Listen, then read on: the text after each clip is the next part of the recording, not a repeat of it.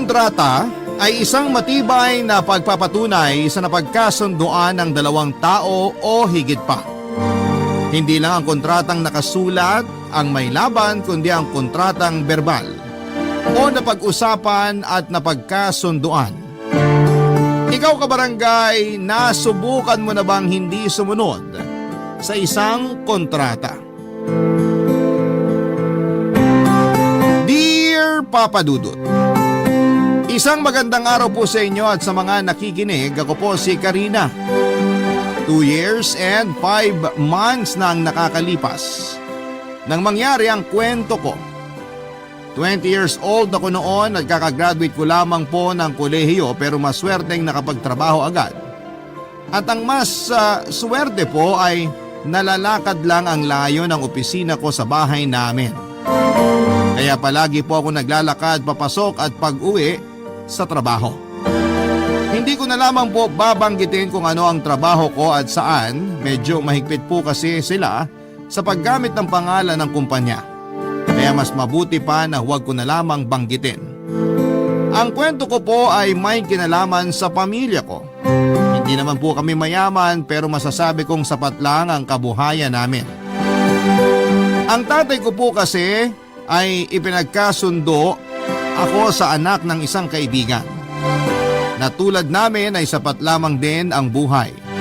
Kaya masasabi ko pong hindi ako ipinagkasundo sa kayamanan kundi sa pagkakaibigan lamang ng tatay ko at ng tatay ni Terence. Si Terence po ang ipinare sa akin ng tatay ko, Papa Dudut. Mahal ko si tatay kaya wala naman po sanang problema sa kagustuhan niya. Kaso ang problema ay na kay Terence mismo. Ubod po siya ng yabang at napaka-selfish. Mas matanda po ng 2 taon sa akin si Terence at sang-ayon siya sa kagustuhan ng magulang niya tungkol nga po sa pagkakasundo sa amin. Kaso ako naman po ang may problema doon. Kasi dahil nga po sa ugali niya ay wala akong kaamor-amor kay Terence. Kahit po yata pakikipagkaibigan ay ipagdadamot ko sa kanya. Kasi nga po ay hindi po ako magsasawang ulit-ulitin na sobrang pangit po ng ugali niya. Sinabi ko na po kay tatay ang tungkol sa ugali niya pero si tatay ang sinasabi lagi ay hayaan mo na at magbabago din yon. Bata pa kasi. 22 years old na siya noon, ano pa ang bata doon? Maski isip niya ay hindi ko ihahambing sa bata kasi baka mas nakakapag-isipan ng tama ang isang bata. Ang hirap ng sitwasyon ko, Papa Dudut. Ipinipili talaga ni tatay sa akin si Terence. Lulubayan niya lang daw ako kapag may ipapakilala ako sa kanya na magugustuhan niya at makikitaan niya na mga ugaling hinahanap niya. Nawindang ako sa mga sinabi ni tatay na yon. Ano bang ugali ang hinahanap ni tatay? Yung mayabang at selfish din katulad ni Terence? E di parang si Terence pa rin yon kapag nagkataon. Mahirap iwasan si Terence, Papa Dudut, para siyang mantsa. Ang hirap tanggalin. Kahit taguan ko ay nakakaradag at nakakaradar pa rin siya, Papa Dudut.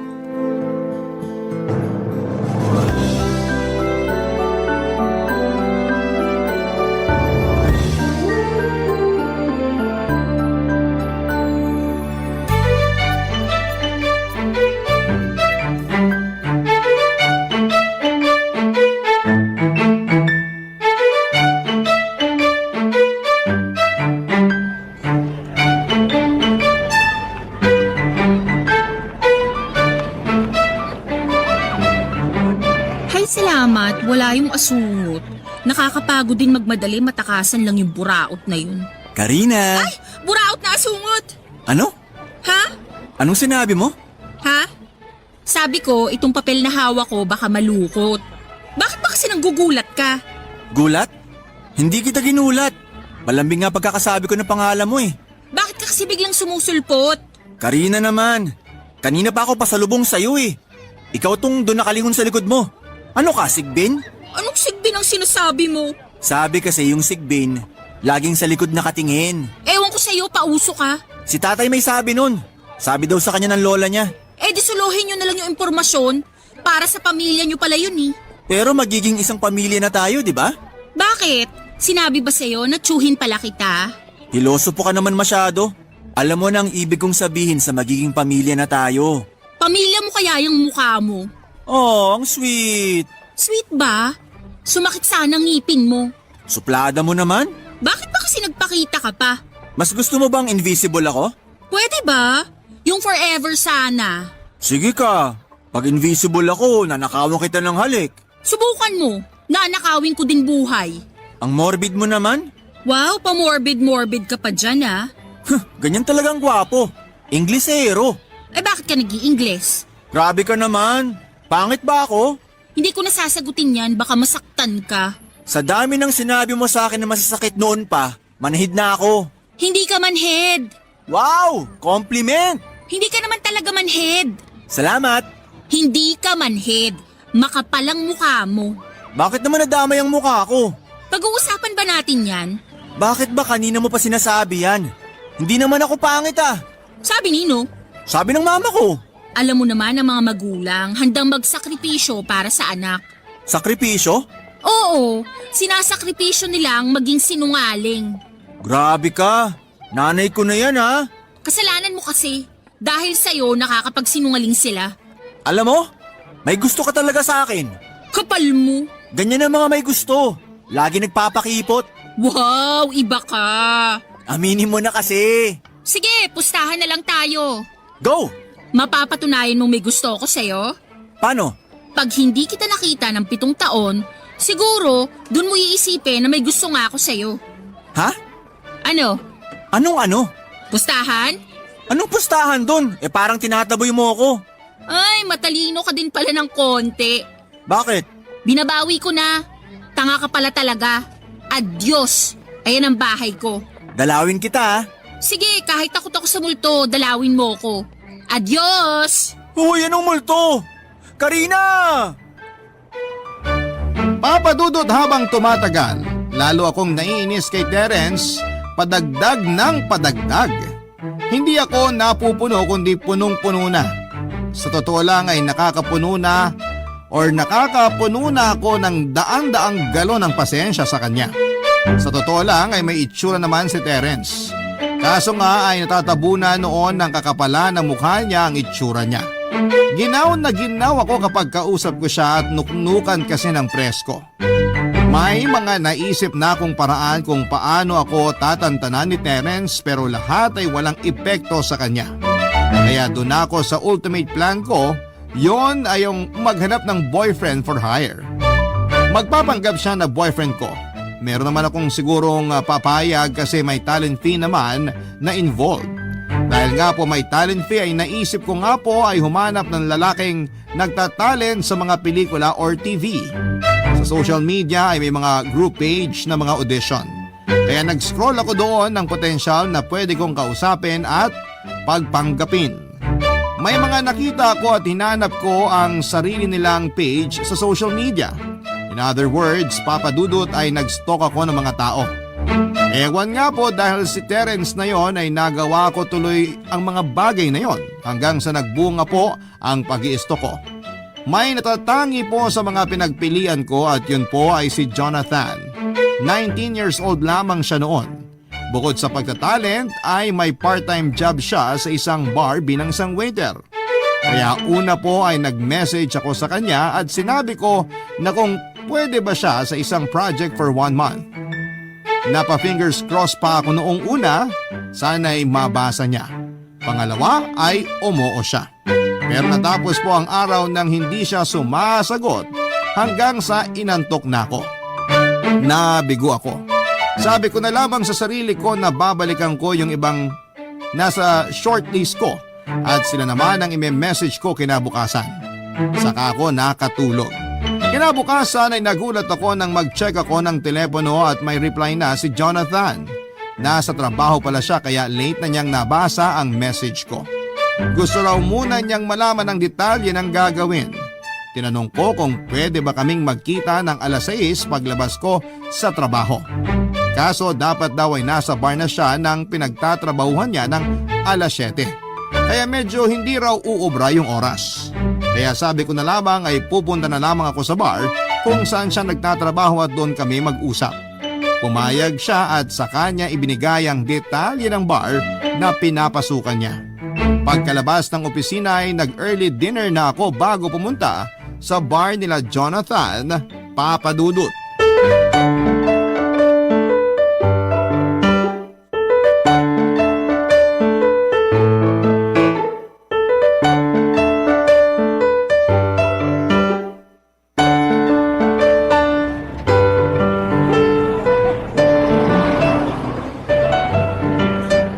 Maganda pala yung idea na kumain muna ako paglabas ng opisina.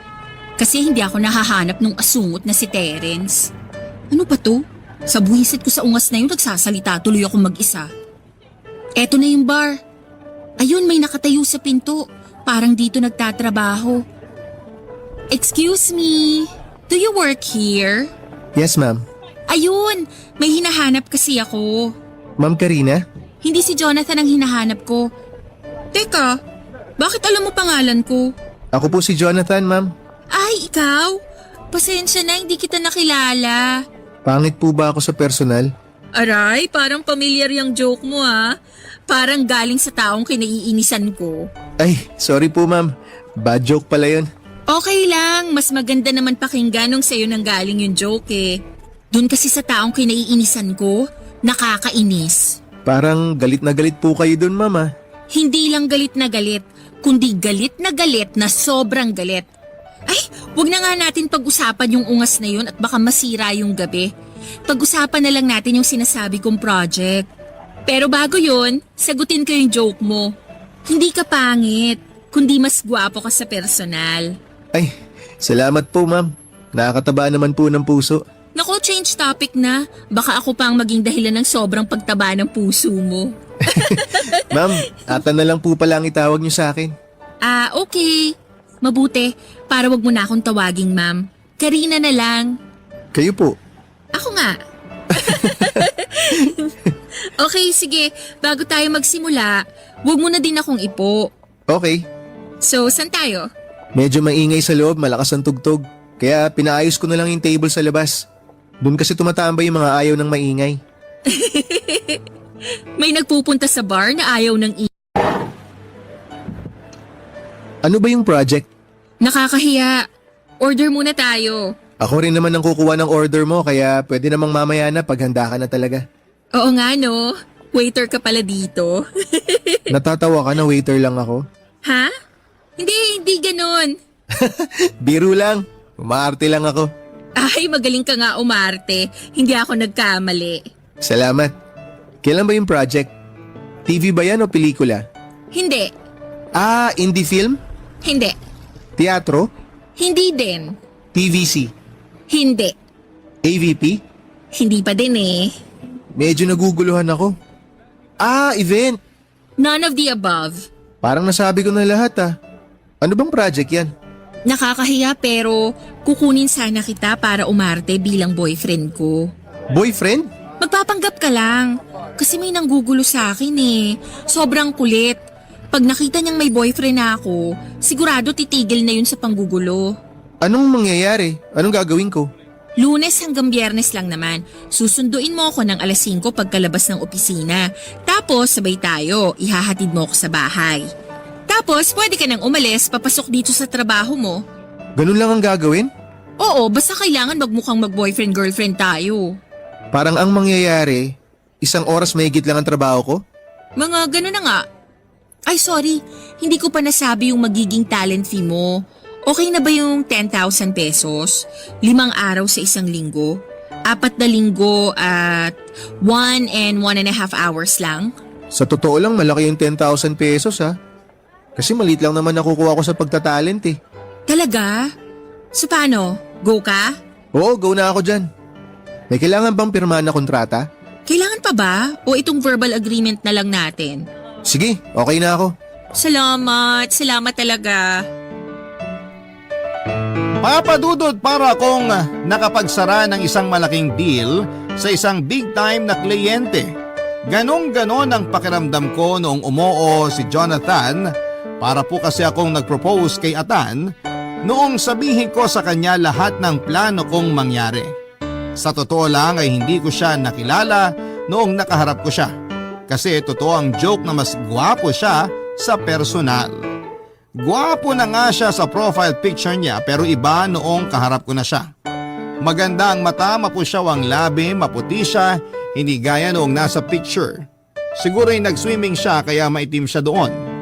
Kung gwapo si Terence ay doble ang lamang ng kagwapuhan ni Athan at isa pa ay hindi siya hambog at selfish. Ayoko pong magsalita ng tapos pero yun po ang nakita ko sa kanya. Pero Papa Dudut, dinidescribe ko lang po si Athan, purely professional lang po ang usapan namin. Excited na po ako. Opo, excited akong buwisitin si Terence. Makakaganti na ako sa mga kahambugan niya. Ako naman ang magyayabang at ipagyayabang ko sa kanya, si Athan. Dumating ang unang araw ng pagpapanggap. Noong sinundo ako ni Athan sa opisina, nag-good luck pa ako sa kanya at para kaming mga artista na naghihintay ng sigaw ng direktor na action. Paghakbang ng paa namin, in character na si Athan.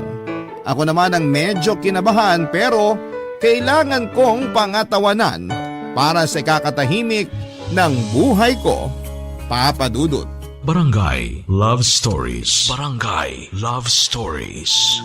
Nang sunduin ako ni Athan ay sobrang ngiti ko, Papa Dudut. Kaya kung magaling umarte si Athan ay napantayan ko yon kahit kinakabahan ako noong una. Ang naging motivation ko po kasi ay ang makita kami ni Terence. Mabwisit ko siya hanggang sa maglupasay na nga siya. Natatawa po ako sa iniisip ko kaya habang magkasama kami ni Athan, legit na legit po ang saya ko, Papa Dudut. Yung ngiti ko ay walang acting, galing po yon sa excitement. Naglalakad kami ni Athan at diretso lang ang tingin ko. Hindi ako lumilingon sa likod gaya ng dati, mas hinihintay kong makasalubong si Terence. Kung sakaling manggaling man siya sa likod ay makikita niya pa din ako kung gaano kami maglakad ng magkaakbay ni Athan. Pero believe ako kay Athan, Papa Dudut, kahit nung una natakot siya na baka nananakit daw yung pagseselosin niya. Pinutol ko ang sinasabi niya kasi hindi namin pagseselosin si Terence kundi buwibwisitin dahil wala namang kaming relasyon. Kaya nung medyo matakot si Athan ay inassure ko naman siya na hindi siya sasaktan ni Terence. Kasi mas malaki siya at may pagkaduwag naman yung mayabang na yon. Kahit po may takot si Athan ay hindi ko nakita yon sa itsura at sa kilos niya. Seryoso siya sa role niya. Serious actor ang loko. Pero nakarating kami sa bahay nang walang sumulpot na Terence.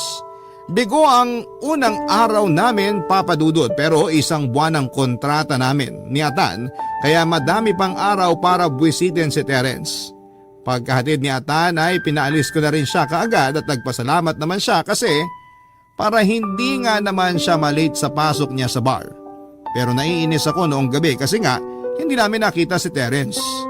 Kaya ako na ang gagawa ng paraan para siguradong makikita kami ni Terence ng harap-harapan sa susunod, Papa Dudut.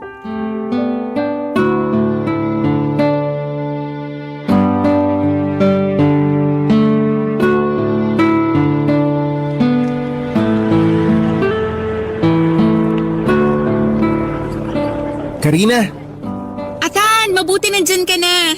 ako na magdadala ng gamit mo. Wow, in character agad ah. Hindi naman, mukhang mabigat kasi ang mga dala mo eh. Akin na. Mga papeles yan. Sa bahay ko natatapusin para walang masyadong stress bukas. Ah, ganun ba? E di overtime ka niyan. Overtime, oo. Pero walang bayad. Ay, bakit ganun? Eh ako naman ang intrimitidang nagdala ng trabaho sa bahay eh. Ang sipag mo pala. Naku, para lang wala ako masyadong gagawin bukas. Yun lang yun. Pero sa totoo lang, pwede kong tapusin sa opisina yan para may overtime pay. Bakit di mo na lang tinapos? Kasi nakaset na ang araw na to. Makikita natin ngayon si Terence. Kaya kailangan ng mas extreme acting. Aha, okay. Sige. Tara na. Kung sa opisina mo pala tatapusin to, may bayad. Sana all. Bakit? Wala ba kayong overtime pay? Wala, fixed ang bayad. Kung ano na pag-usapang TF, yun na yun, kahit 24 hours pa ang taping. Ay, ganun ba? Teka, baka lumungkot tayo niyan. Dapat masaya tayo pag nakita tayo ng boyfriend mo. Yuck! Hindi ko siya boyfriend. Ni hindi ko nga siya friend eh. Karina! Speaking of the devil, ayan na siya. Anong ibig sabihin nito? Ito, mga papeles yan. Huwag kang pilosopo. Anong ibig sabihin nitong may kakabay kang iba? Sino ba to, mahal? Mahal? Anong mahal? Sira ba ulo mo? Ako ba? Isa ka pang pilosopo ka ha? Di ko nasasagutin yung unang tanong mo kasi obvious naman kung anong ibig sabihin ng mahal para sa amin ni Karina. Pero yung pangalawa, ang sagot ko ron, hindi. Hindi sira ulo ko, pero nababaliw ako. Nababaliw ako kay Karina. Nakakainis ka. Nakakakilig kaya yung sinabi mo. Hoy! Huwag nga kayong maganyanan sa harap ko. Okay. Atan, baby. Dito tayo sa likod niya magganyanan. Hoy! Kahit sa likod, wag! Ano bang kalokohan to? Sino ka ba? Bakit mo tinataasan ng boses tong girlfriend ko? Girlfriend? Nung isang araw lang walang boyfriend yan. Tapos ngayon meron na? Ano to, himala? Walang himala. Kahit itanong mo kay Ate Guy. Tigilan mo nga yung pamimilosopo mo. You're adding insult to injury. Konyo pala tong kaibigan mo eh. Hindi siya konyo. Isa siyang monyo. Ano? Sabi ko, ba't ba nandito ka? Wala ka bang pupuntahan like hell? Ano? Like hello? Nakaharang ka sa daanan namin. Hoy ikaw, kung sino ka man, Atan, nice to meet you. wala akong pakialam. Tignan mo yung ugali mo. Tinatanong mo kung sino siya, tapos babastusin mo ang mahal ko? Tigilan mo nga yung kakamahal mo at Baka ano? baka masumbong kita sa tatay mo. Sumbongero ka pala eh. Eh di sumbongero. Tingnan natin kung anong mangyari pag nalaman ni Tatay Nol yung ginagawa mo. Huwag mo nga tawaging tatay no lang tatay ko. Hindi kita kapatid. Hindi talaga. Dahil magiging mag-asawa tayo. In your dreams and in my nightmares. Tara na, mahal. Sinabi ng tigilan mo yung kakamahal mo sa girlfriend ko. Girlfriend? May girlfriend ka dito? Nasaan? Nakakatakot, baka invisible din. Halika na nga baby, baka masira at masayang ang araw namin. Bye! Karina! Karina, bumalik ka! Karina! Isusumbong kita sa tatay mo!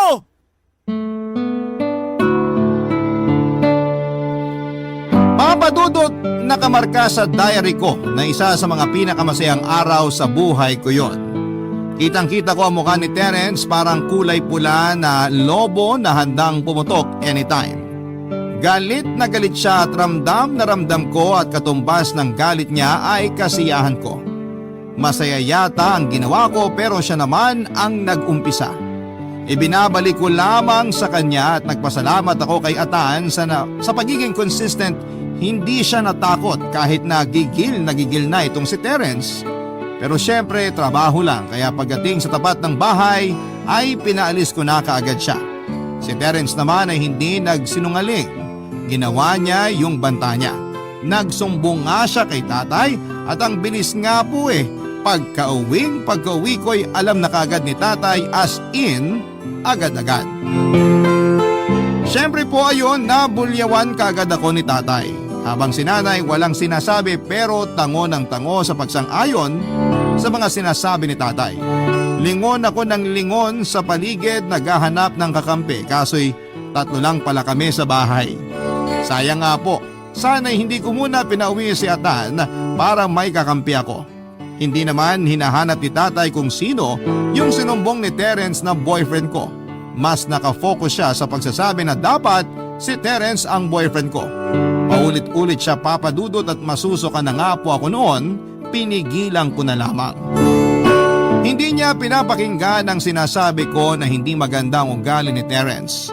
Kesyo magbabago naman daw yung tao. Kesyo kaya nga daw ako nandun ay para turuan ng Terence na yon. Gusto kong sabihin kay tatay na pag-aralin niya na lamang ulit si Terence para mas maturuan ng teacher. Pero sigurado po ako na kapag sinabi ko yon ay mas malaki at mahabang sermon pa ang magaganap. Natapos ang gabi na pasok sa kanan, labas sa kalawang tenga ang mga sinabi ni tatay. Kasi kung dadamdamin ko pa ay sasama ang loob ko. Total sa huli ay ako pa din naman ang masusunod. At sa huli ay hindi si Terence ang nakikita kong kasama ko. Pero may nagawa ko na alam ko na napakasama, Papa Dudut.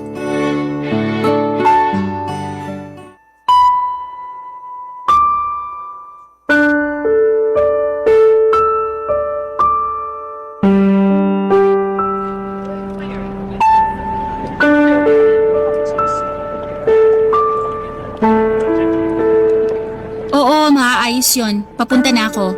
Maaga akong papasok para ayusin yung mga kailangang ipasa ngayon. Oo, matatapos yun bago magtanghali. Karina! Oo, basta ako nang bahala doon. Uy, Karina! Kung alam ko lang sana, inuwi ko na lang kahapon. O sige na, malapit na ako sa opisina. Karina! Bakit ba? Kanina ka pa tawag ng tawag, nakita mong may kausap ako sa telepono. Ay, sorry. Nakikita mo naman tapos hindi ka pa din tumigil. Sorry. Ano bang kailangan mo? Maga ngayon na. Mamaya pang trabaho mo. Yun nga sana yung itatanong ko kung tuloy ba tayo mamaya. May event kasi sa bar. Pinapapasok kami ng maaga. Pero kung tuloy tayo, sasabihin ko na lang sa manager namin na hindi ako makakapasok ng maaga mamaya. Yun lang? Ha? Anong yun lang? Pwede mo namang i-message yan. Nasa iyo naman yung number ko. Actually, nag-message ako sa'yo ilang beses. Kaso hindi mo sinasagot. Hindi mo ata nababasa.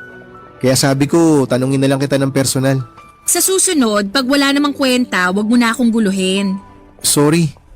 Sige, babalik na lang ako mamayang hapon. Karina! Terence? Oh, parang gulat ka. Bakit ka nandito? Galing ako sa inyo. Kakaalis mo lang daw. Kaya hinabol kita. Ano bang kailangan mo? Ihatid kita. Kaya ko ang sarili ko. Mukhang nag-away kayo ng boyfriend-boyfriendan mo ah. So, ex-boyfriend-boyfriendan mo na siya? Ano sabi mo? Una, boyfriend ko siya. Period. At pangalawa, hindi kami nag-aaway. We, ayun oh. Ang lungkot. Sinigawan mo. Malayo pa lang ako, dinig ko na eh. Oo, ka. Hindi ako sumisigaw. Kaya siya umalis, bibili daw siya ng bulaklak para sa akin. Bibili siya ng bulaklak pero sinasabi niya sa'yo? Nagpapaalam? Nakakatawa naman yun. Bakit ba gusto mo kaming mag-away? Aminin mo na kasi. Atan! Oo, halika. Mamaya ka na bumili ng bulaklak. Gulong-gulo ang boyfriend-boyfriendan mo oh. Tumahimik ka nga. Boyfriend ko siya. Kaya tigilan mo ng pag-epal. Bakit? Mamaya ka na bumili ng bulaklak. Bulaklak? Oo. Tara na muna, nagbago isip ko. Ihatid mo muna ako sa opisina. Kasi baka may unggoy na sumabay. May unggoy dito? Huwag kang magmaang-maangan. Alam mong ikaw yon. Baby, mamaya kain tayo sa labas ha? Huy! Ha? Kain tayo sa labas mamaya. Huwag mong kausapin. Gulong-gulo pa yan sa sigaw mo. Sinabi nang hindi ko siya sinigawan eh. Sabihin mo nga, baby. Ha? Oo, hindi niya ako sinigawan. Kita mo na? Bakit ganyan ka ngayon? Hindi ka naman ganyan nung una kitang makita. Matapang ka nun eh. Masama lang pakiramdam ko. Karina, pwede ba hindi muna kita sunduin mamaya kasi masama talaga pakiramdam ko eh. Ha? Ano ka ba naman? Oh, LQ uli. Don't worry. Ako nang susundo sa'yo mamaya. Tumigil ka nga. Mag-overtime ako mamaya kaya manahimik ka na lang sa bahay nyo. Bakit ba ayaw mo? Alam ko naman na wala kayong relasyon. Kitang-kita ko kanina. Bakit ka ba nakikialam sa amin? Saka napakamarites mo naman at nakikinig ka sa usapan namin. Pwede ba tantanan mo na yung girlfriend ko? Tara na, mahal. Kahit masama pakiramdam ko, ihahatid na kita sa opisina nyo. Tsaka mamaya, susunduin din kita. Mabuti pa nga. Tara na. Oh, ano ka? Mga sinungaling kayo. Karina, isusumbong kita sa tatay mo. Papa Dudut, tahimik si Atan noong hinatid niya ako sa opisina. Sobrang sama na ata ng ugali ko at nag-guilty ako sa ginawa ko kay Atan noong bago dumating si Terence. Pero sa huli ay sinalo pa rin niya ako, Papa Dudut. Ganun po talaga ako, Papa Dudut, pag may problema sa opisina ay nakakalimot ako sa sarili ko. Pag mainit ang ulo ko. Noong oras na yon ay si Atan ang nakaharap ko kaya sa kanya ko nabunto ng init ng ulo ko. Pero sa totoo, secondary lang yung problema sa opisina. Kaya ko naitaboy si Atan ay parang nagiging pamilyar na siya sa akin. Alam mo yun, Papa Dudut, masyado na siyang feeling close. Message siya ng message, parang masyado ng clingy. Kaya hindi ko na binabasa ang mga message niya. Trabaho lang kasi ang dahilan ng pagsasama namin at hanggang doon lamang po yun. Ayoko naman pong pangunahan ang kung anong iniisip niya. Baka mukha naman akong nagmamaganda. Kaso minsan kasi nagme-message siya sa akin ng kumusta, ano ang ginagawa mo at kumain ka na ba? Ayoko po ng ganon. Kung pag-uwi niya sa bahay niya ay hindi pa rin siya makawala sa karakter niya bilang boyfriend ko. Ako naman po ay naka-move on na kaagad. Kaya dapat yung mga ganong galaw at salita Papa Dudut ay hindi na mangyari. Papa Dudut, may kakaiba akong nararamdaman sa kanya.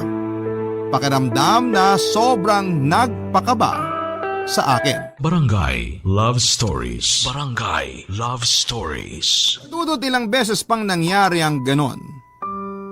Palagi kong nababara si Atan kapag nagmemensahe siya o pag nakikita ko siya sa oras na hindi namin napagkasunduan.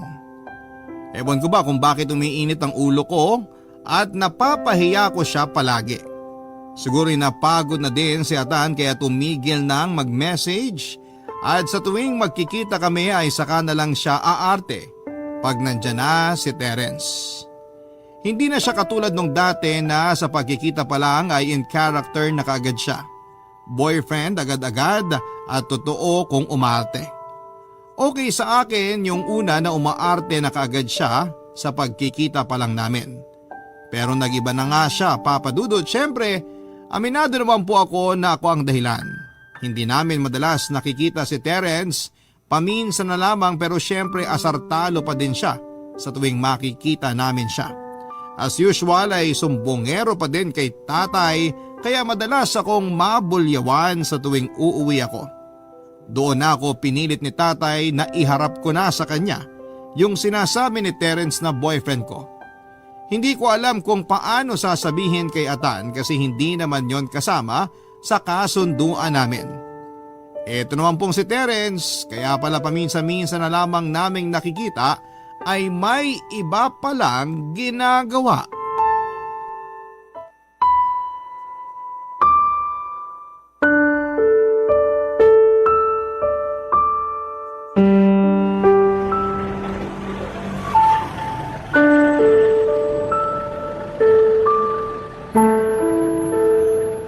Salamat sa pagsundo. Trabaho ko to. Pasensya ka na nung isang araw ha. Hindi na ako nakapag-sorry sa'yo kasi ang dami kong iniisip sa opisina eh. Kalimutan mo na yon. Salamat. Pasensya na uli. Kumusta na pala si Terence? Ginugulo ka pa rin ba? Medyo. Matatapos na yung isang buwan. 5 araw na lang. Sana tumigil na siya bago matapos ang buwan na to. Bakit? Ha? Bakit kailangan ng tumigil ni Terence? Hindi ba yun naman ang pakay natin? Tsaka 1 buwan lang ang kontrata ko.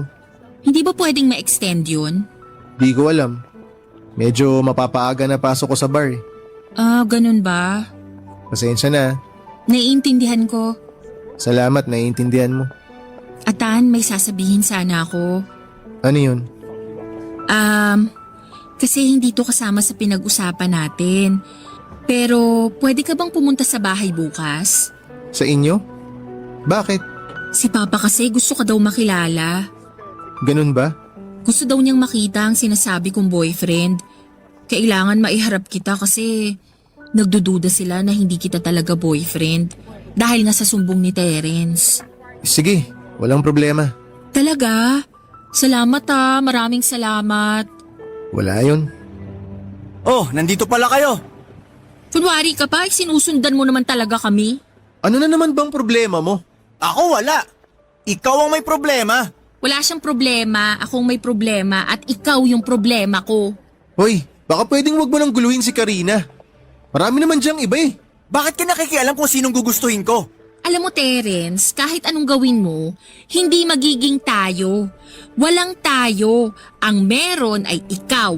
Ikaw mag-isa. Kaya tantanan mo na kami. Tara na, mahal. Teka, baka maging interested ka sa sasabihin ko. Ano ba yun? Sabihin mo na nga para makauwi na kami. Alam mo bang hindi nakatapos ng pag-aaral yung kasama mo? Sino naman may sabi sa iyo niyan? Basta may pera, pwedeng malaman ng lahat. Anong sinasabi mong di ako nakapagtapos? Tapos ako ng high school. High school? Yan ang ipagmamalaki mo sa papa ni Karina? Nakakahiya naman.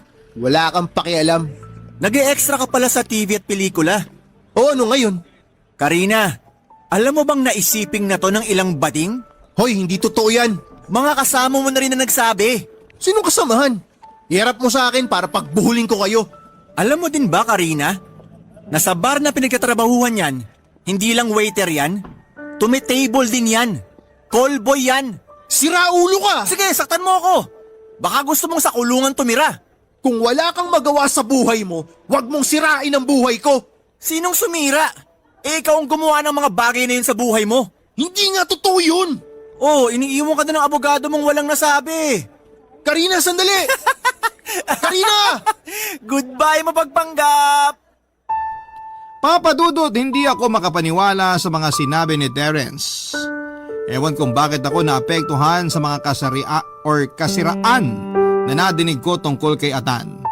Napakasama ko naman kay Atan at hindi ko man lang siya na ipagtanggol kay Terence at iniwan ko pa siya sa ere. Pag-uwi ko naman sa bahay ay alam na agad nila Papa ang tungkol sa mga sinabi ni Terence. Dahil sa mga nalaman nila ay bigla na lamang naplano nila Papa ang tungkol sa kasal namin ni Terence. Wala na daw atrasan. Naiinis ang pagpilit ni Papa. Kaya habang nagpaplano sila ay nagplano din ako. Sinakyan ko lamang ang mga sinasabi nila para hindi sila makatunog sa pinaplano ko. Nang maayos ko na ang lahat ay tumakas ako. Hindi na ako umuwi isang araw noong pumasok ako sa trabaho. Yung mga araw na hindi na ako nasusundo ni Atan ay si Terence na ang sumusundo sa akin. Pinasakay ko rin si Terence noon na okay kami. Kaya noong araw na tumakas ako ay sinabi ko na mag-overtime ako at sunduin na lamang ako ng 9:00 ng gabi na ginawa naman niya. Pero ang hindi niya alam ay wala namang magaganap na overtime. Umalis ako makalipas ang 1 oras na kinamdam muna ako na baka nasa paligid lamang si Terence. May dala akong maleta, Papa Dudut, at doon ko inipon ang mga damit na dinadala ko sa pang-araw-araw kapag pumapasok ako. Yung araw na umalis ako ay ang last day ko sa opisina. Inayos ko lahat ng kailangan in advance. Kaya nung humingi ako ng leave sa opisina, sabi ko ay mawawala ako for 2 months ay pinayagan agad nila ako. Yun nga lang, walang bayad ang leave ko pero okay lang. Basta alam kong makakabalik ako after 2 months. Papa Dudut, hindi ka maniniwala kung saan ako unang tumakbo noong umalis ako.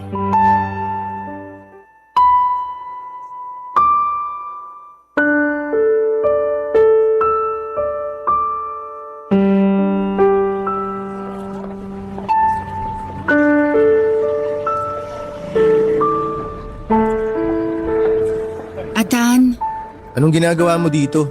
Madumi dito. Atan, sorry. Sorry saan? Hindi kita na ipagtanggol sa mga sinasabi ni Terence. Wala yun. High school graduate lang naman talaga ako eh. Kaya ganun talaga. Hindi ganun ang tingin ko sa'yo. Ah, hindi ba? Kaya pala nag-walk out ka habang minamalita ko ni Terence. Sabi ko nga sa'yo, wala yun. Hindi naman yun first time na nangyari sa akin eh. Kahit sa pag-extra ko, nagaganon din naman ako. Kaya manhid na ako dyan. Patawarin mo ko. Napakasama akong tao. Hoy, huwag mo nang sisihin sarili mo. Ako naman yung hindi nakapagtapos eh. Pero gusto ko lang linawin at sabihin sa'yo na wala akong sinipingan kahit saan, kahit kailan, kahit na sino. Maraming indecent proposal pero wala akong pinatulan. Kahit dito sa bar. Nakikipagkwentuhan ako pero hindi ako sumasama. Kasi trabaho lang yung ipinunta ko rito. Naniniwala ako sa'yo. Salamat kung ganun. Sige na, pasok na ako. Sandali, ibibigay ko lang yung pinag-usapan natin na 10,000. Okay lang, hindi ko kailangan yan. Tinulungan lang talaga kita kasi naawa ako sa'yo. Sa kwento mo tungkol kay Terence. Pinaghirapan mo to. Kung pelikula yung ginawa natin, kukunin ko talaga yan. Kasi pinaghirapan ko yun eh. Pero nung una pa lang, sinabi ko na talaga sa sarili ko na hindi ko kukunin yung ibibigay mo. Mas lalo pa ngayon kasi kung kukunin ko yan, parang pinatunayan ko lang yung sinabi ni Terence na binibenta ko talaga yung sarili ko. Huwag mong isipin yun. Naniniwala ako na hindi ka ganon. Kasi naniniwala talaga ako at hindi para lang masabing naniniwala ako. Naniniwala din naman ako sa'yo. Kaya wag mo nang ipilit yung pera. Sige na. Atan, may isa pa akong sasabihin. Ano yun? Sabihin mo na lahat bago ko pumasok. Atan, hindi ko alam kung paano nangyari pero napatunayan kong totoo ang nararamdaman ko. Mahal kita. Karina naman. Wag mo naman akong ginaganito. Maawa ka naman sa akin. Sobra na yung pangmamaliit na natanggap ko eh. Totoo ang sinasabi ko. Karina, please. Tama na, pwede ba? Sabi ko na nga ba dito ka pupunta eh. Terence, Halika na. ayoko. Anong ayaw mo? Tigilan mo na nga yung kalokohan mo. Hindi ako sasama sa'yo. Halika na. Ano ba? Nasasaktan ako, Terence! Hoy, ano ba? Bitawan mo siya! Huwag kang makialam dito. Iwan mo na kami, Terence. Ay, sasama ka talaga dyan? Oo. Halika na, hinahanap ka na ng papa at mama mo. Ano, magsusumbong ka na naman? Bakit pa ako magsusumbong? Eh binigay nila lahat sa akin ng kalayaan pagdating sa'yo. Pwes, kayo ni na mama at papa ang magsama. Pwede ba wag kang gumawa ng gulo dito? Mabuti pa umalis ka na. Sino ka para paalisin ako? Wala kang nga degree eh. Wala kang nga diploma. Pero mas may pinag-aralan siya kesa sa'yo. Anong silbi ng mga papel na hawak mo kung ganyan ang ugali mo? Walang problema sa ugali ko. Ang may problema, yung pagkatao nito. Hindi ka natatakot dito? Kung sino-sino pinapatulan. Hindi totoo yung mga sinasabi mo kaya hindi kita papatulan. Bayaran ka lang naman eh. Uy! Aray ko! Kulang pa yan para sa kabastusan ng bibig mo. Doon tayo sa bahay mag-usap. Halika na! Aray, masakit! Sumusobra ka ng sinaulo ka! Terence, tama na! Okay lang sa akin na bastusin mo ako. Pero wag na wag kang mananakit ng babae! Makahayop mo! Hayop ka! Ikaw ang mas masahol pa sa hayop! Atan, tama na yan. Halika na! Saan tayo pupunta? Ewan ko. Bahala na! Tara na!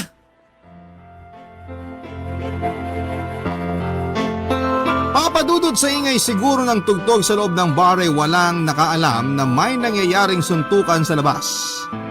Natalo po ni Atan si Terence. Noong tumumba na si Terence ay umalis kami ni Atan.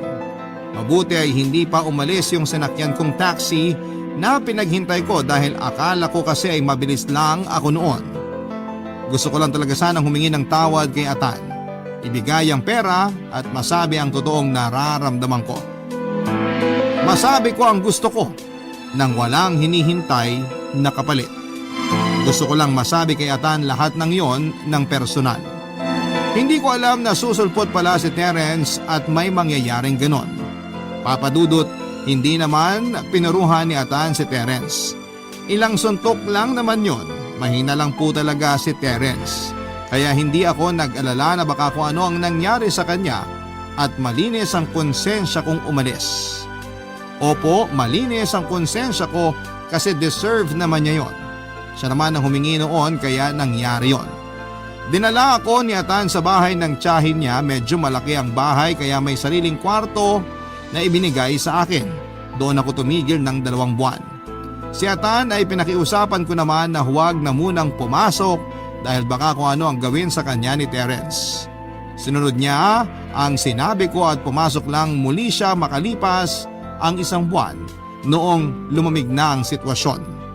Tinanggap pa rin siya sa bar at nakiusap siya na kung pwede na siyang mag full time kasi wala nang balak magtanan si Atan sa TV o pelikula. Mabait ang may-ari ng bar at naiintindihan nito ang nangyari kay Atan kaya tinanggap niya muli ito at ginawa po niyang regular. Sila papa at mama naman po ay panay ang tawag at text sa akin. Sinasagot ko naman po ang mga tanong nila at sinasabing maayos naman ako. Pero hindi ko sinasabi kung nasaan ako. Kapag nagbe-message sila o tumatawag at tungkol kay Terence ang topic ay tumatahimik po ako. Hindi ko sila sinasagot. Kaya eventually ay tinigilan na nila ang pangungulit.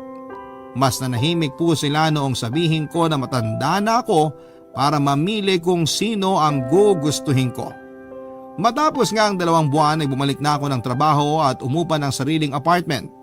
Dinadalaw-dalaw ko na lamang sila papa at mama na natauhan na rin po sa wakas at tinantanan na ako tungkol kay Terence.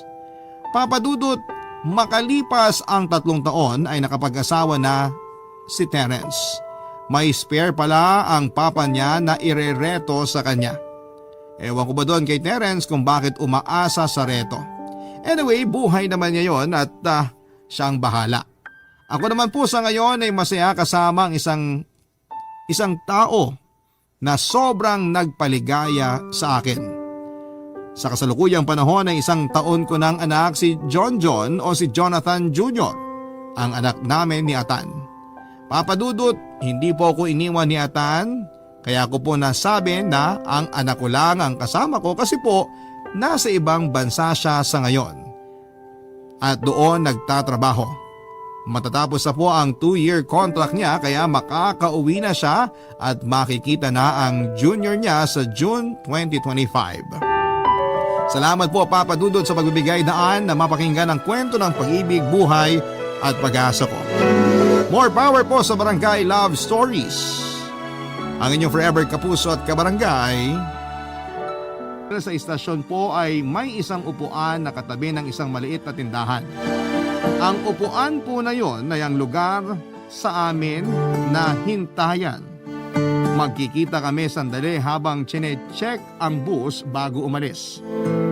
Doon kami nakakapag-usap ni Nene at doon na kami nagbibili ng mga kailangang ayusin at asikasuhin sa bahay. Mga bilin para sa mga bata at syempre nagpapaalam sa isa't isa, Papa Dudut. Ang tindahan naman po sa tabi ng upuan na aming hintayan ay pag-aari ni Lola Gertrude. 79 years old po siya noon. Ang tindahan niya ay sari-sari store at tindahan din ng mga pasalubong. Maganda ang relasyon namin kay Lola Gertrude para siyang nanay sa amin. Siya ang kausap namin sa tuwing naghihintay kami na bumiyahe. Kaya alam na namin ang buhay ng isa't isa. Kaya hindi na talaga iba sa amin si Lola. Papa Dudut, ang pwestong tindahan ni Lola ay pag-aari niya. Nandun din ang bahay niya. Noong binabakuran na ang istasyon ay pinakiusap niya na huwag harangan ang harap ng tindahan niya. Para ang dating ay parang nasa loob pa din ito ng terminal, Papa Dudut.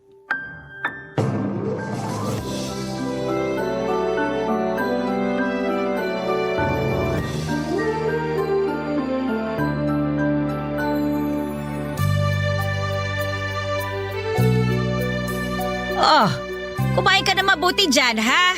Ubus na nga po eh. Naubos mo na? Ay, akin na yung plato mo at nabalagyan ko pa. Ayos na ako Lola, busog na ako. Iba ka talaga magluto ng champurado at tuyo. Ano ba naman ang ipinagkaiba ng luto ko? Ang sumapa din naman ang lasa ng mga yan matamis at maalat. Pero masarap talaga kasi punong-puno ng pagmamahal. Itong batang ito, oo, inuuto pa ako. Totoo yun Lola. O siya, sige, sinabi mo eh. Salamat po. Oh, saan naman? Sa lahat po. Sa lahat? Sa mga ginagawa niyo sa aming mag-asawa. Ay naku, ano ba naman yung isalo ko kayo sa pagluluto ko? Masaya nga ako at may nakakasalo ako eh. Hindi lang po sa mga luto niyo. Pati na po sa mga payo at pagmamahal niyo sa aming mag-asawa. Ano ka ba? Hindi na kayo iba sa akin. At hindi ka na iba sa amin. Ikaw ang natitirang nanay namin ni Nene. O baka naman magkaiyakan pa tayo yan, ha? Eto, ipinagtabi na kita ng babaunin mo. Itong isa naman, ipapadala ko mamaya kay Nene para sa mga bata. At bago ka bumiyahe, kumain uli kayo ni Nene, ha? Sabayan mo uli yung asawa mo. Nakakahiya naman po. Nahihiya kang sabayan sa pagkain ng asawa mo. Hindi po. Ibig ko po sabihin, ito mga pabaho nyo. At pakain sa amin araw-araw. Ikaw na ang nagsabi na araw-araw. Kaya dapat sanay ka na. Ilang taon nang ganito tayo at masaya ako sa bawat pagluluto ko. Lalo na kung nakikita kong nagugustuhan yung mga luto ko. Talaga naman po kasing masarap. Oo na nga. Bakit hindi kayo magtinda din dito ng mga ganyan? Almusal o merienda? Ay nako, hindi ko na kaya. Sa dami nitong tinda ko, baka mahirapan na ako. Kung sa bagay po. O ay teka, hindi ko pa kayo nakakumusta. Kumusta kayong mag-asawa ha? Yung mga bata, kumusta na sila? Ganun pa din po. Pinagkakasya ang kinikita para sa gastusin sa bahay, sa upa at sa pangangailangan ng mga bata. Kinakapos ba kayo? Nagagawa naman po ng paraan. O paano? Nag-a-advance po kami sa opisina. O kung kinakapos na kayo, bakit hindi kayo lumapit sa akin? Naku Lola, sobra na yung nagagawa mo sa amin. Ayaw na namin makaabala palalo. Ano ba naman yung sinasabi mo? Kakasabi lang natin sa isa't isa na hindi na kayo iba sa akin at hindi na ako iba sa inyo. Bakit naiilang pa kayong lumapit? Baka abusado na po kami masyado. Ano pa yung sinasabi mo? Ibig sabihin lang yan Iba pa talagang tingin nyo sa akin. Hindi naman Lola. O pues, sa susunod na mga ilangan kayo, ay ako muna ang lapitan ninyo. Sige na nga po, huwag na kayo magalit. O ayan na ang bus ni Nene. Yan na nga po. Ayun na siya. Lola Gertrude! Ay, salamat sa Diyos at maayos ang biyahe. Kamusta ang biyahe? Maayos naman. Wala namang aberya. O maiwan ko muna kayo diyang mag-asawa ha. Kukuha lang ako ng tsampurado para mainitan naman ang sikmura ni Nene. O itong baon mo, baka makalimutan mo ha. Nene, itong isa naman iwi mo para sa mga bata. Ay, salamat la. O siya, sandali lang. Nakaayos ng mga kailangan ng mga bata. Mga alas 7 mo na sila gisingin. Kasi wala silang klase na alas 7. Alas 9 na ang klase nila ngayon. Ganun ba? May kailangan bang bayaran? Yung kuryente lang. Nandun na yung pambayad sa ibabaw ng aparador. O sige, ako nang bahala. Kamusta ka? Ayos naman. Walang bago. Pagod pero masaya naman. Tiis lang. Di ako umaangal ha. Masaya ako at para sa atin naman ang lahat ng to. Medyo mahirap yung hindi tayo nagkakasama ng buo pero kakayanin natin to. Oo. Salamat sa pangunawa. Ano bang sinasabi mo? Masaya ako sa lahat na nangyayari sa atin. Heto na ang mainit at tsampurado. Papadudot maraming kwento sa bawat biyahe namin sa bus. May mga masasaya, nakakatawa, malulungkot, nakakatakot at kung ano-ano pa. Ganon din naman ang buhay namin. Medyo hirap pa kaming bumawi dahil sa mga naging pangangailangan noong mga panahon na yon. Lalo pa't naglalakihan na ang mga anak namin kaya mas lumalaki na ang mga gastusin para sa kanila. Hindi sila maluluhong bata pero ang gastusin sa pag-aaral nila ay medyo palaki kasi ng palaki. Pero hindi ako nawawala ng pag-asa na matatapos din ang lahat ng pagsubok na dinaranas namin. Ang isa sa mga gusto kong matapos na ay ang pagsasalita namin ng schedule ni Nene. Dahil gusto kong maging normal naman na magkakasama kaming pamilya lalo na sa mga espesyal na okasyon. Lalo na ang mga kaarawan ng bawat isa. Alam ni Lola Gertrude ang lahat ng kwento sa buhay namin. Kaya naman lagi siyang nakaagapay para pagaanin ang nararamdaman namin ni Nene. May mga pagkakataon na sobrang ininda ko yung mga pasok namin sa buhay, kaya muntik na akong sumuko. Pero dahil sa payo ni Lola Gertrude, ay muling lumakas ang loob ko kaya ang laki ng utang na loob at pasasalamat ko sa kanya. Hindi din po perpekto ang relasyon namin ni Nene. Nagkakaroon din kami ng hindi pagkakaunawaan pero dahil kay Lola ay mabilis naming naaayos ang lahat. Hindi lang mga payo ang naibibigay niya sa amin. Napapasaya niya pa kami sa mga kwento niya at syempre sa mga masasarap na niluluto niya sa tuwing madaling araw para sa aming buong pamilya. Sobrang mahal na mahal kami ni Lola Gertrude. Mabait naman siya sa iba pero iba talaga ang antas ng pagmamahal at pagtrato niya sa amin. Para niya kaming mga tunay na anak. Ang mga anak naman namin ay siya na ang nakilalang Lola dahil hindi na nila naabutan ang mga magulang namin ni Nene. Mabuti na naman namin or muli na naman naming naramdaman ang pagmamahal sa amin ni Lola Gertrude nang minsang ma-stranded ng biyahe namin dahil sa landslide. Sobrang nag-alala si Nene noon at halos hindi alam ang gagawin. Pasalamat talaga ako at nandun si Lola para alalayan at damayan si Nene ng panahon na yon.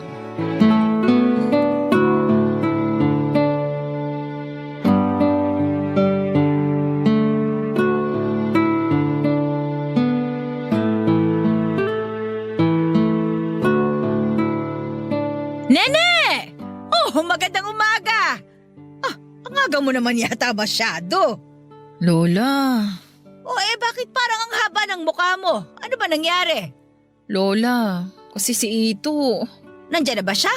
Hindi ko napansin yung bus niya. wala pa po. Uy, ano ba nangyayari?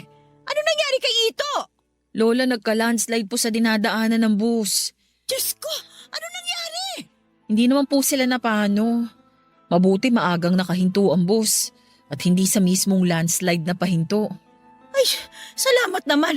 Pero kumusta siya? Hindi ko pa siya nakakausap eh.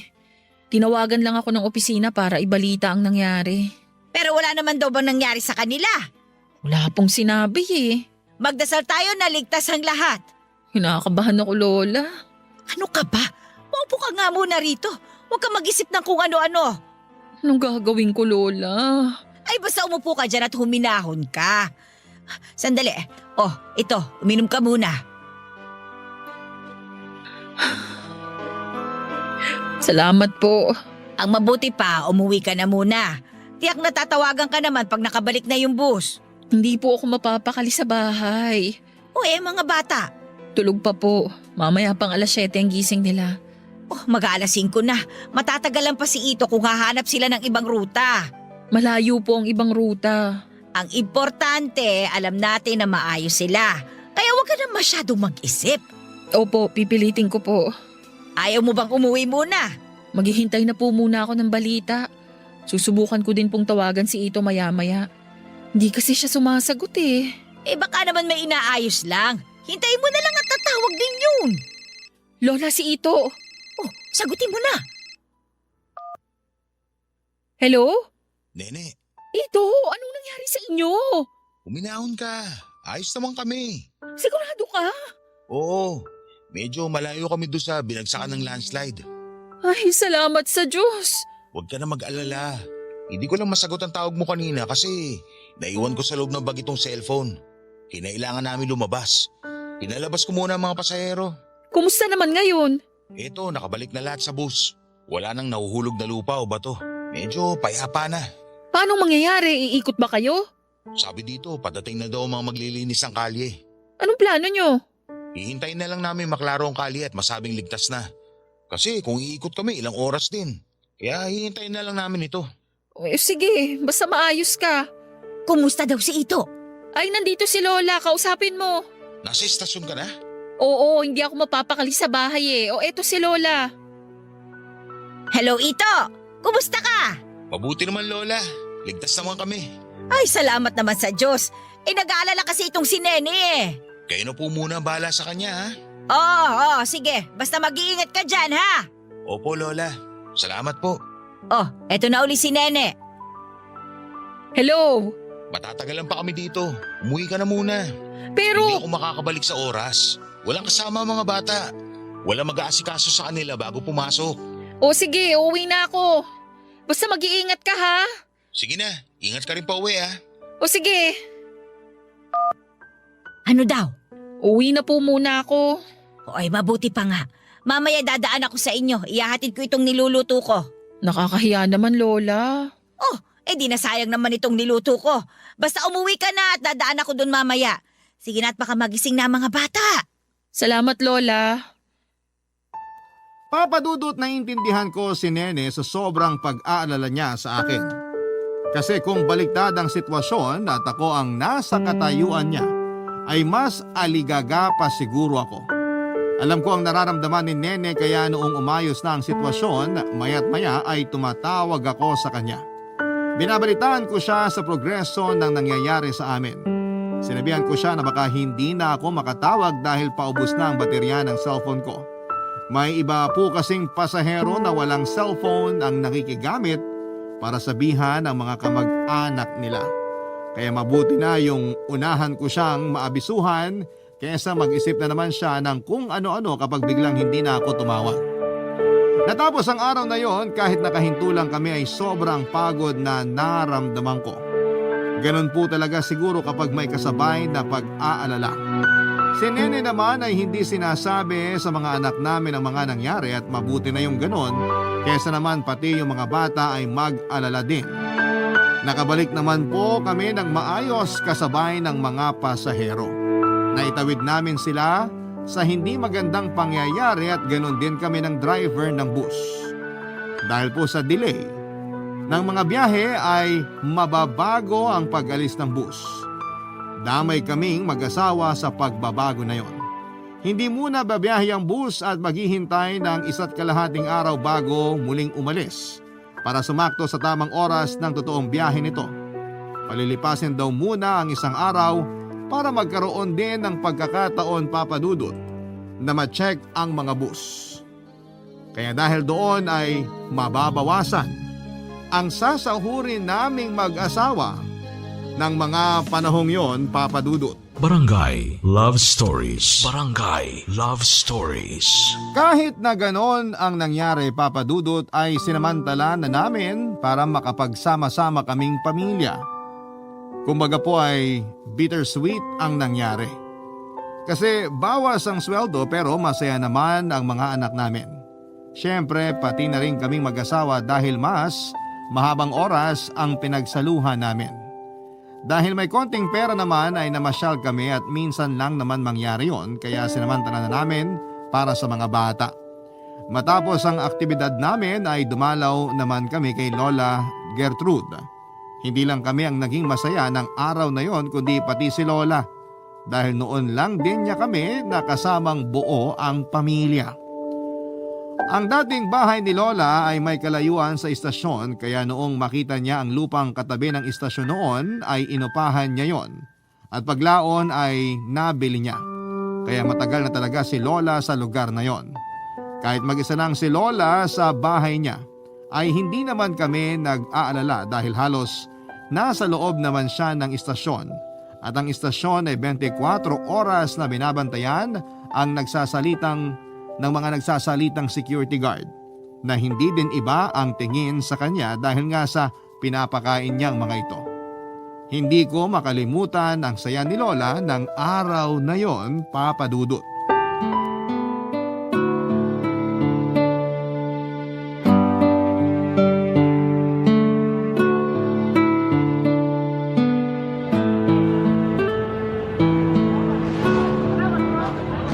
Oh, para malungkot ka, Lola.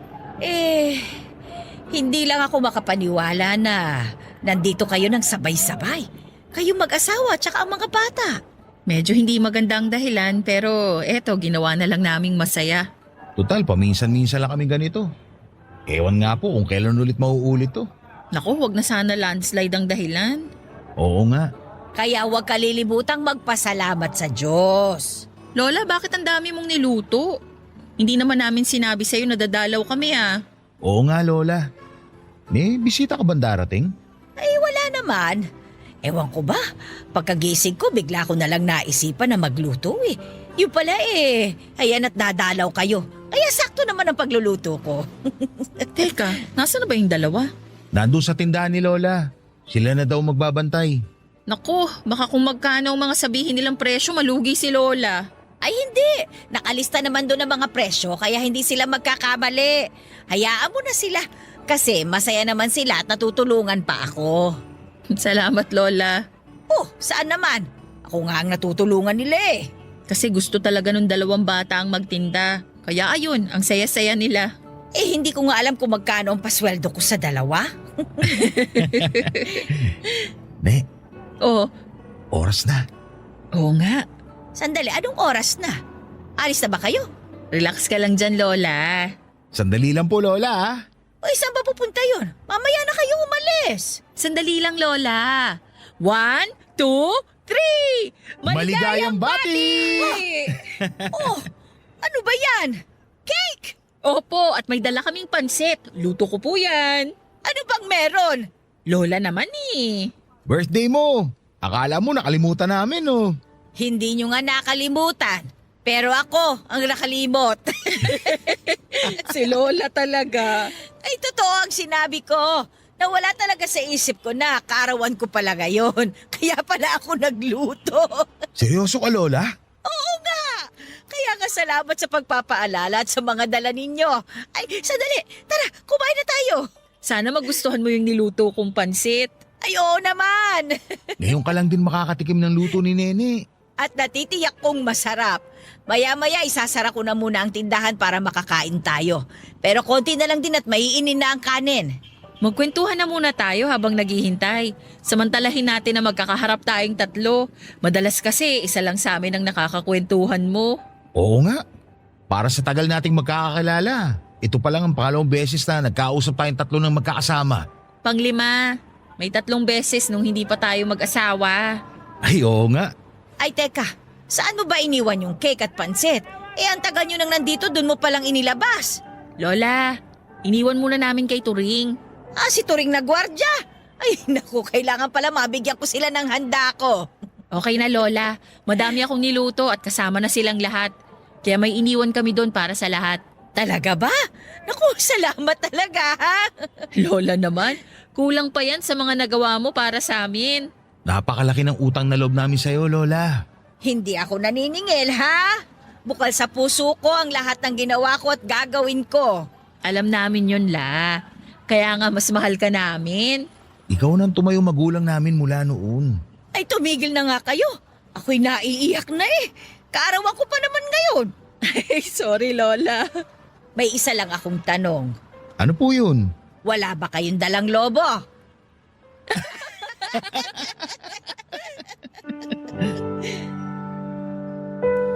Papadudot na kalimutan namin ang trabaho at ang pagkaliban sa trabaho dahil sa saya ng araw na yon. Ang tagal na naming hindi nagagawa ang ganon at sa pagkakataon na yon ay kasama pa namin si Lola Gertrude. Sumakto pa sa birthday niya kaya nadoble ang saya ng araw na yon. Hindi magandang pangyayari ang landslide pero dahil nga po sa nangyari ay nagkaroon kami ng quality time bilang isang pamilya. Ang mga anak namin ay parang mga batang paslit ulit dahil ang naramdaman nilang saya ay hindi matatawaran. Kasama nila ng sabay ang nanay at tatay nila makalipas ang mahabang panahon. Pero alam namin na panandalian lang din yon. Matapos ang buong araw na yon ay babalik uli sa normal na kami sa normal naming setup. Pero ayaw namin na sumagi sa isipan namin yon, basta ang mahalaga ay sinulit namin ang bawat sandali noong araw na yon. Nakakabitin man ay naging sapat na para sa aming lahat. Ipinaliwanag namin sa mga bata na babalik na kami sa dating routine. Mababait ang mga anak namin kaya naintindihan nila kung bakit kailangan mangyari yon. Sa pagbabalik ng biyahe ay si Nene ang unang pumasok. Siyempre dahil doon ay balik ulit kami sa palaging pangyayari tuwing madaling araw. Ang umupo sa hintayan at makipagkwentuhan kay Lola Papadudut.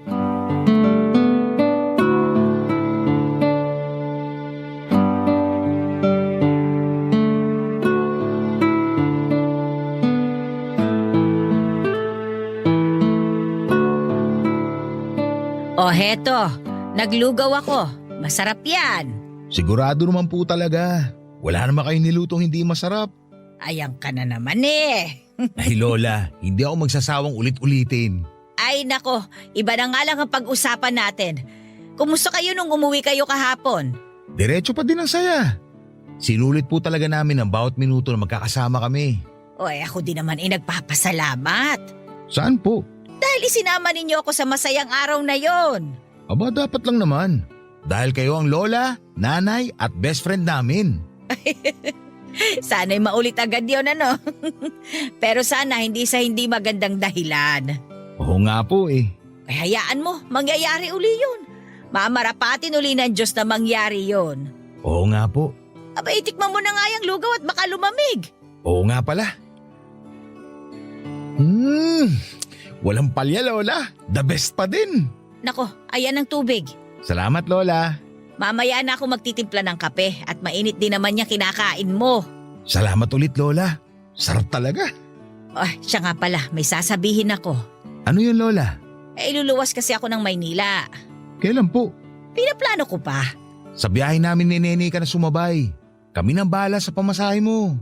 Salamat ito ha.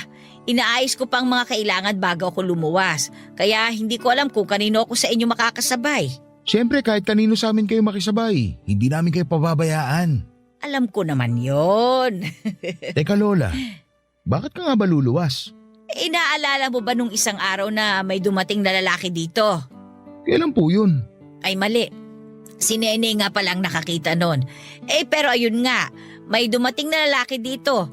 Abogado ng asawa ko na humahawak sa mga ari-arian na naiwanan niya. Bakit daw po?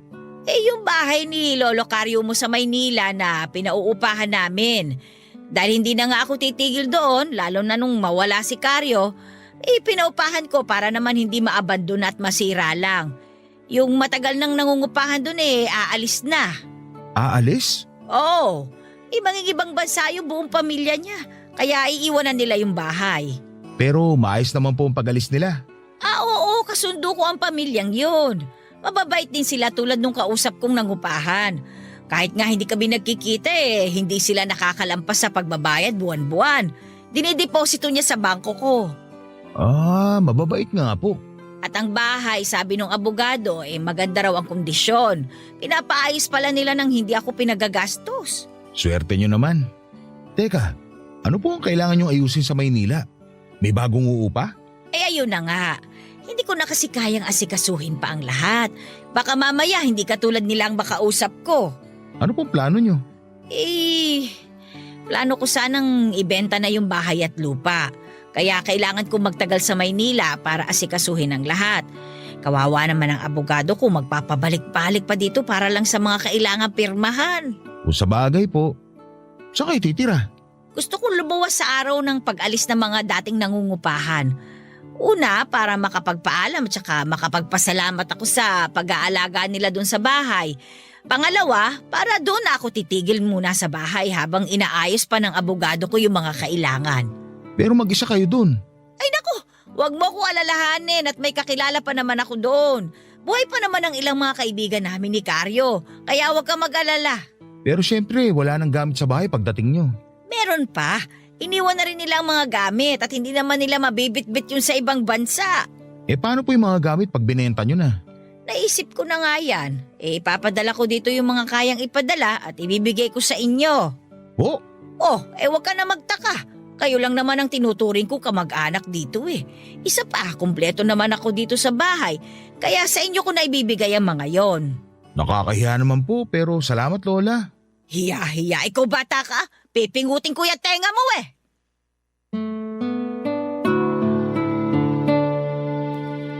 Papa Dudut, nakakalungkot ang pag-alis ni Lola pero kailangan niyang asikasuhin ang mga kailangan para sa bahay niya. Kung pwede nga lang na kahit isa sa amin ni Nene ay mag-absent para lamang masamahan si Lola ay gagawin namin. Kaso ang dami pong dahilan kaya medyo mahirap mangyari. Una ay wala nang rerelyebo sa amin dahil sakto lang ang dami ng konduktor sa biyahe ng bus. Nang sabihin ko kay Nene ang plano ni Lola ay hindi din niya maiwasang malungkot. Kaya nung umalis na ako para bumiyahe ay sila naman ni Lola ang nag-usap. Tulad ko ay ganon din ang naramdaman ni Nene, may halong pag-aalala at lungkot dahil wala kaming makakausap sa hintayan namin habang wala si Lola. Hanggang sa nangyari na ang plano. Kinailangan nang umalis ni Lola at sa biyahe ni Nene siya nakasabay. Ang bus kung saan kami nagkukonduktor ay parang bahay na din namin dahil 24 oras kaming nandun. Kaya naman kami ni Nene ay inaasikaso namin ang lahat na parang bisita namin sa bahay.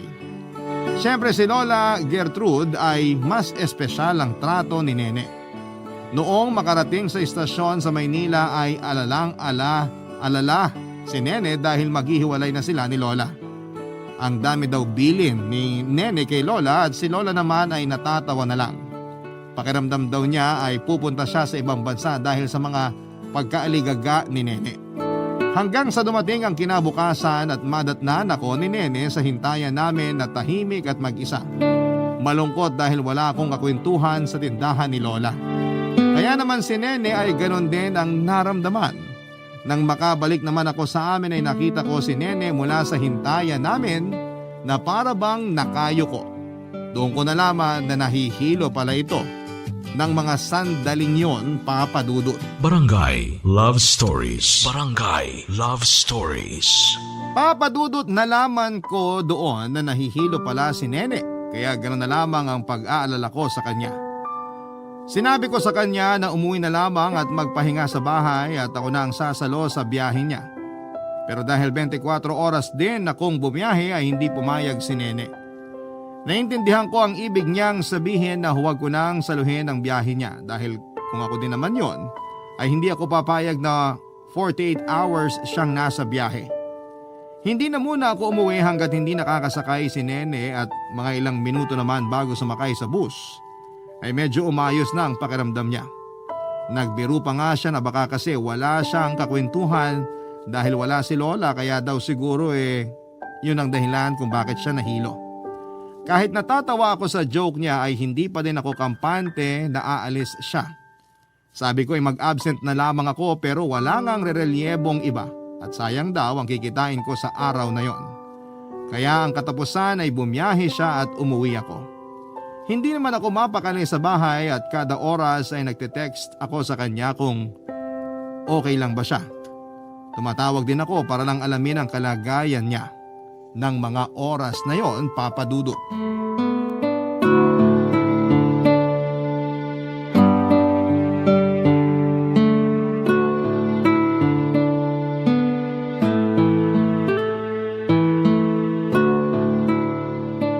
Ito, Hello?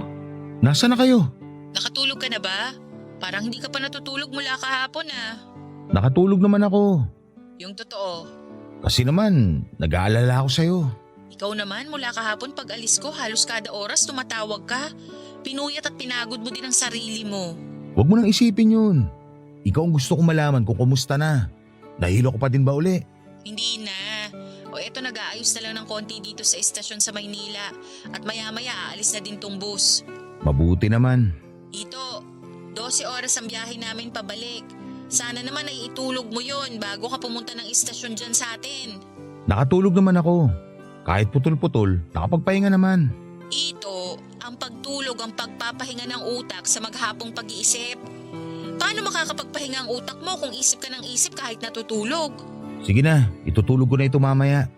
Aantayin ko na lang na makalabas kayo dyan sa istasyon. O siya, basta ipangako mo matutulog ka ha? Nang diretso at huwag pagising-gising. Opo, Ikaw talaga? kamusta ka na ngayon? Katatanong mo lang yan kanina ha? Wala lang, gusto ko lang malaman. O para mapanatag ka, may ipapakausap ako sa'yo. Ipapakausap? Sino? Basta, Sandali, ayoko ng sorpresa. Sino yan? sandali lang. O eto na siya. Hello? Lola? Oh, parang nagulat ka naman. Masaya lang po. Pauwi na kayo? Oh, Ay, salamat naman. kumusta ka naman? Mabuti Lola. Panatag na ako kasi may kasama na si Nene pabalik dito. Oh, nagulat din siya nung makita niya ako Nakakatuwa naman at pabalik na kayo. Mas natutuwa ako. Nangulila ako sa inyo. Nangulila ako sa tindahan ko. At nangulila ako sa istasyon dyan. Nako Lola, hinahanap ka na ng lahat dito. Namiss na rin nila ang mga niluluto mo. Sabihin mo maghintay sila at magpapakain ako sa kanilang lahat. Parang ang saya niyo Lola. Ay kasi maganda kinalabasan ang pagpunta ko dito sa Maynila. Bakit Lola? Naayos namin lahat ng abogado ang mga kailangan. May bumili na din kagad ng lupa at bahay. Kaya eto, masaya ako at hindi ako masyadong nagtagal. Akala ko kasi mahihirapan ako sa pag-aayos ng lahat Eh mabuti pala at inasikaso na lahat ng abogado ko. Kaya puro papirma na lang at pakikipag-usap ang ginawa ko. Wow, magandang balita nga yan. Kaya yung sorpresa ko sinasabi sa iyo, ay nako, masaya din ako at naiayos namin. Namin? Oo, Nino po? ng abogado ko. Abogado? Sandali Lola, naguguluhan ako. Ano pong kinalaman ng abogado sa sorpresa nyo? Ay nako, basta malalaman mo na lang pagbalik ko dyan. Sige na nga po. Kahit naman mangulit ako, hindi nyo din naman sasabihin eh. Kaya hihintayin ko na lang kayo. Oo, eto at paalis na yung bus. Oh, eto na si Nene. Hello Nene. O paalis na kami kaya huwag ka na mag-isip. Magpahinga ka na. Oo, kampante na ako at nandyan na si Lola at may kasama ka. Oo nga. Teka, may nasabi ba sa'yo si Lola tungkol sa sorpresa niya? Naku, ayaw niyang sabihin. Basta malalaman daw natin pagbalik niya dyan sa atin. Si Lola talaga. O paalis na kami. Magpahinga ka na at magkita tayo babay na. O eto si Lola. Ito! Oy, sige, magkita na lang tayo.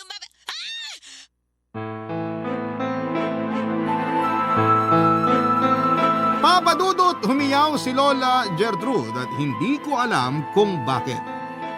Naibaba niya din ang tawa kaya wala na akong narinig pa. Akala ko ay mapapanatag na ang isipan ko pero dahil sa huling nadinig ko, ay mas lalo akong naaligaga, Papa Dudut. Agad ako nagpunta sa kapitbahay at ibinilin sandali ang mga anak ko.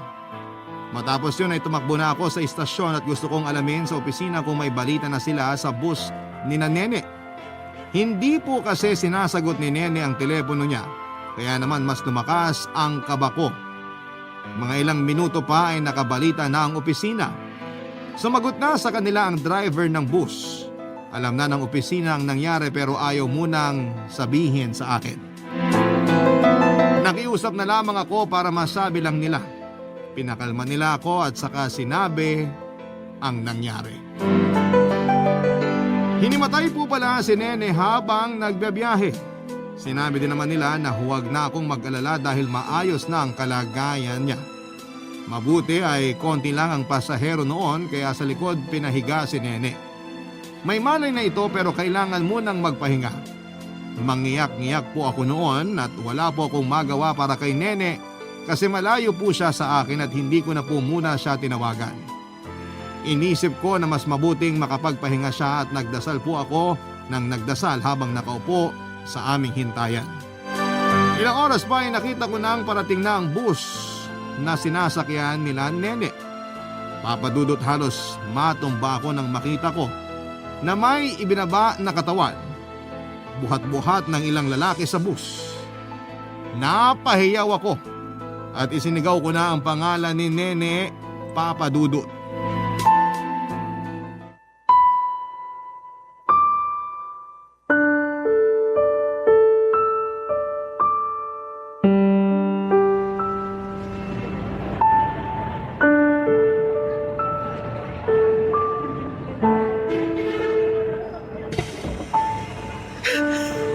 Nene!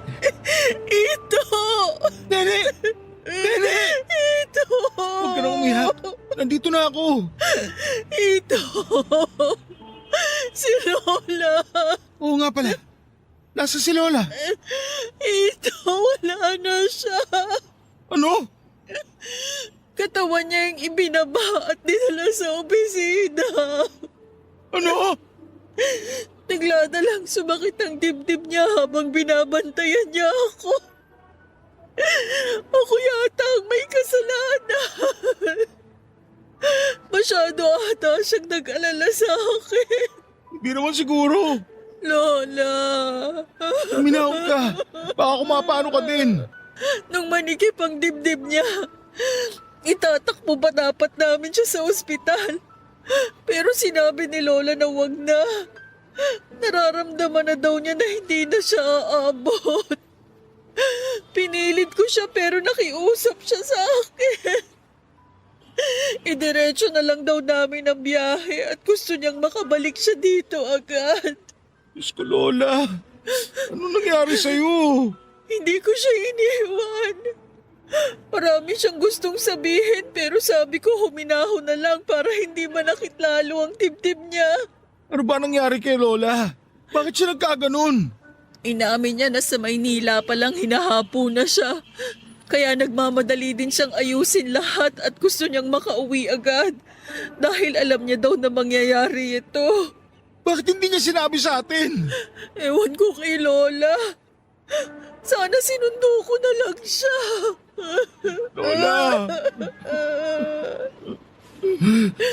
Ito, may sinabi sa akin si Lola.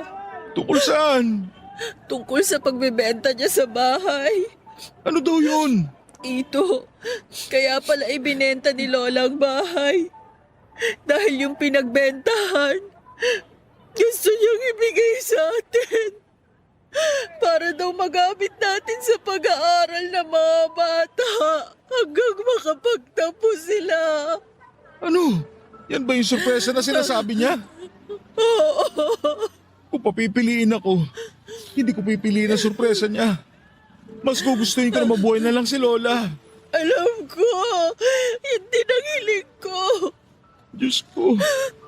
Nung mahimatay ako, hindi niya ako iniwan. Hawak niya ang kamay ko habang bumabiyahe kami. Tiniis niya siguro yung nararamdaman niya dahil nag-aalala siya sa akin. Pero hindi niya na kinaya. Lola, mahal na mahal ka namin. Laksan natin ang loob natin. Kailangan nating ayusin ang lahat para kay Lola. Oo, Pero huwag mong kimkimin. Kailangan mo ding mailabas ang nararamdaman mo. Nene.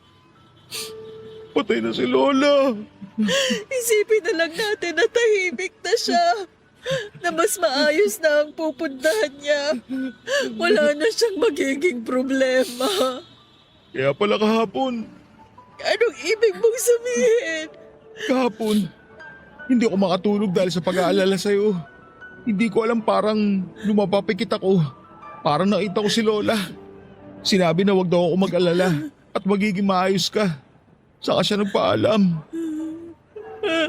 Diyos ko. Kinabayan ako ni Lola.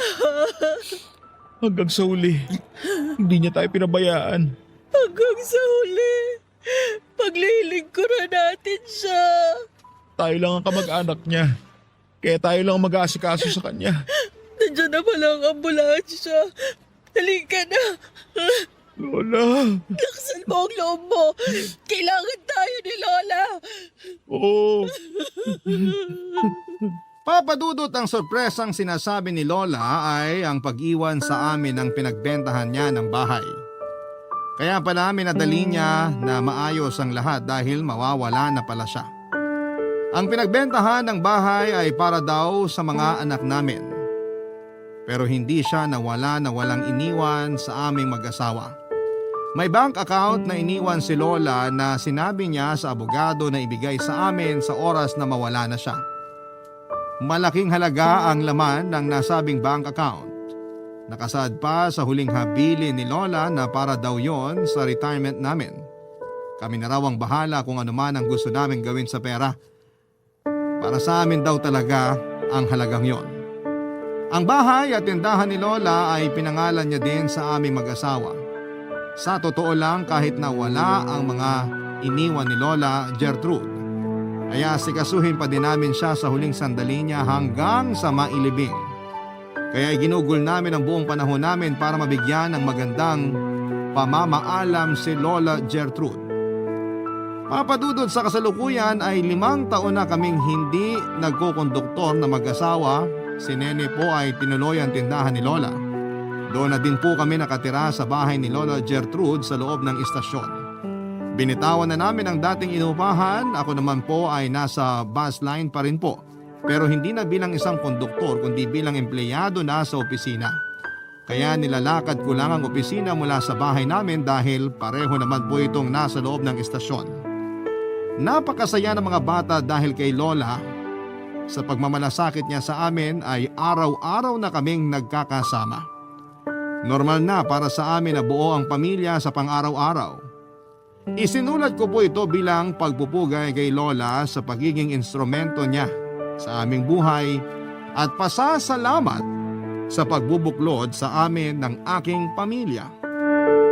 Maraming salamat po, Papa Dudut, sa pagbibigay daan sa aking kwento.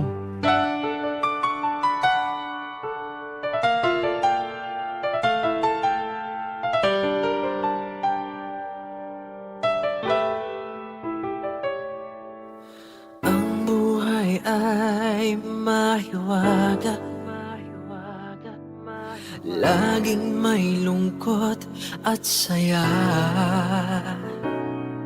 Sa Papa Dudut Stories, laging may karamay ka.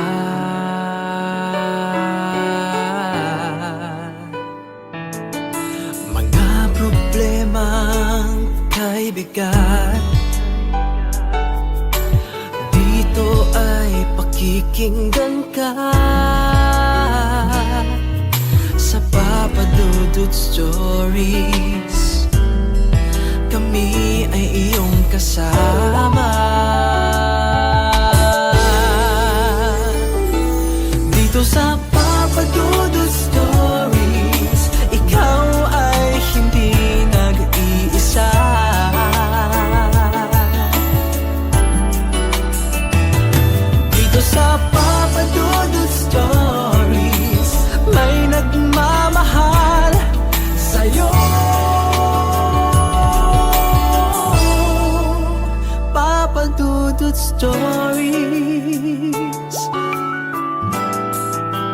Papa Dudut Stories.